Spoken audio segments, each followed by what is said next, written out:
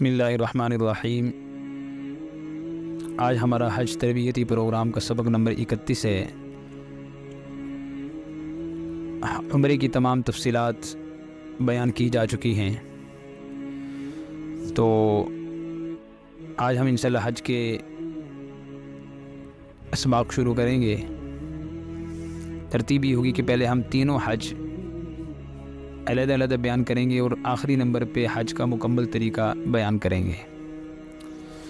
پہلی بات تو یہ کہ حج کی 3 قسمیں ہوتی ہیں۔ نمبر 1 حج قران، نمبر 2 حج تمتع، نمبر 3 حج افراد۔ نمبر 1 حج قران کسے کہتے ہیں؟ حج قران وہ حج ہے جس میں حج اور عمرے کو اکٹھا ایک احرام کے ساتھ کیا جائے، یعنی آپ نے احرام باندھا، اسی احرام سے ہی آپ نے عمرہ کیا اور پھر احرام نہیں کھولا اور اسی احرام کے ساتھ ہی آپ نے آگے حج بھی کر لیا۔ اس کو کہتے ہیں قران۔ قران کہتے ہیں کسی چیز کو ملانا، یعنی ایک احرام میں آپ نے حج اور عمرہ دونوں کو ملا دیا۔ دوسرے نمبر پہ ہوتا ہے حج تمتع۔ تمتع کا معنی ہوتا ہے نفع اٹھانا۔ جیسے ہم کہیں کسی سے کہتے ہیں نا کہ فلاں آدمی کا جک لگ گیا یا فلاں آدمی کو تھوڑے وقت میں دوہرا نفع مل گیا، تو اسے کہتے ہیں نفع اٹھانا، تمتع۔ تو حج تمتع کا مطلب یہ ہے کہ ایک سفر میں دونوں کام کرنا، یعنی کہ آپ نے حج کے مہینوں میں ہی عمرے کا احرام باندھا اور پھر عمرہ کرنے کے بعد احرام کھول دیا، پھر 8 ذی الحجہ کو آپ نے حج کا احرام باندھا اور پھر حج شروع کر لیا، یعنی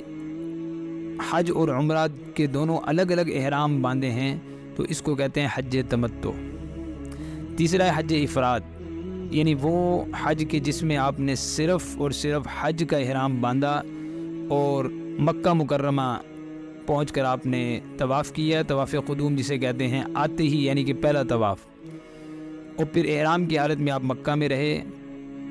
1 دن باقی تھا یا 2 دن باقی تھے، پھر حج کے دنوں میں اسی احرام سے آپ نے حج کیا اور حج کے بعد پھر آپ نے احرام کھولا اور عمرہ آپ نے نہیں کیا، تو یہ صرف افراد کا معنی ہوتا ہے فرد، یعنی آپ نے اکیلا صرف حج کیا ہے۔ اب اگلی بات یہ ہے کہ ان حجوں میں سب سے افضل حج کون سا ہے؟ یاد رکھیں کہ تینوں حجوں میں اگر دیکھا جائے تو جیسے عام قاعدہ ہے کہ المعونۃ بقدر المعونہ، کہ اللہ کی مدد، ثواب، اجر مشقت کے بقدر بڑھتا رہتا ہے، تو ہر انسان اپنے عقل سے یہ فیصلہ کر سکتا ہے کہ تینوں میں سب سے مشقت والا حج وہ حج قران ہے،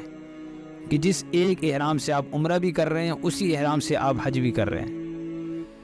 تو اس کے بعد دوسرے نمبر پہ آ جاتا ہے حج تمتع اور حج افراد۔ اس میں بھی فرق واضح ہے، حج تمتع میں 2 چیزیں ہیں، حج افراد میں 1 چیزیں ہیں، تو جس میں 2 چیزیں وہ افضل ہوگا اس سے 1 سے، لہٰذا حج قران پہلے نمبر پہ ہے، حج تمتع دوسرے نمبر پہ ہے، حج افراد تیسرے نمبر پہ ہے۔ باقی انشاءاللہ کس کے لیے کون سا مناسب رہے گا اس کی تفصیلات انشاءاللہ اس کے بعد، کیونکہ ایک حج کو ہم علیحدہ علیحدہ بیان کریں گے، وہاں پہ ہم بتا دیں گے